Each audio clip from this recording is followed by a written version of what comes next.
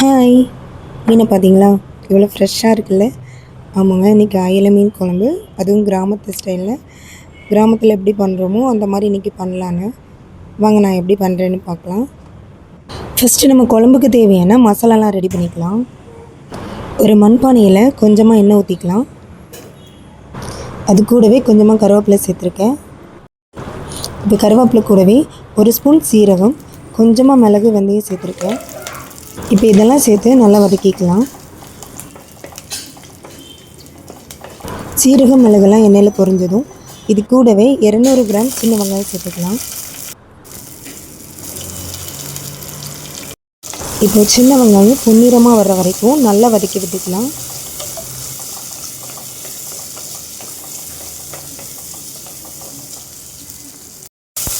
இப்போ பார்த்தீங்கன்னா வெங்காயம் நல்லாவே பொன்னிறமாக வதங்கிருச்சு. இந்தளவு வதங்கினாலே போதும். இது கூடவே தேவையான அளவு தேங்காய் சேர்த்துக்கிறேன். இப்போ தேங்காய் சேர்த்து நல்லா வதக்கி விட்டுக்கலாம்.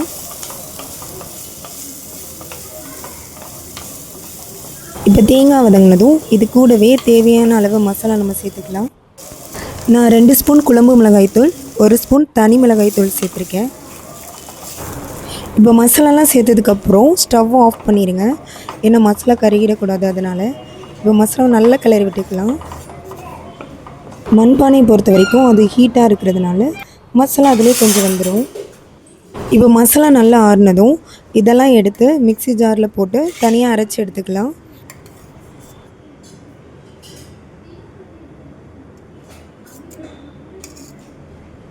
இப்போ அதே பாத்திரத்தில் காரத்துக்கு தேவையான மிளகாய் சேர்த்துக்கலாம். ஒரு தக்காளி கட் பண்ணி சேர்த்துருக்கேன். இது கூடவே நம்ம அரைச்சி வச்ச மசாலாவையும் சேர்த்துக்கலாம். இப்போ தேவையான அளவு தண்ணி ஊற்றி நல்லா கிளறி விட்டுக்கோங்க.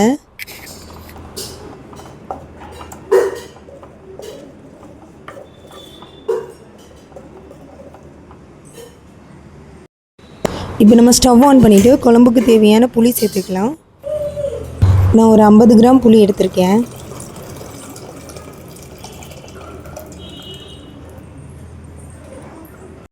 புளி ஊற்றினதுக்கப்புறம் நல்லா கிளறி விட்டுக்கோங்க.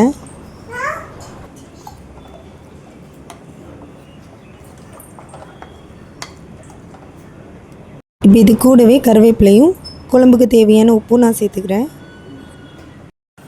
இப்போ உப்பு கரையணும், அதனால நான் நல்லா கிளறி விட்டுக்கிறேன். இப்போ பார்த்தீங்கன்னா குழம்பு நல்லாவே கொதிக்க ஆரம்பிச்சிருச்சு.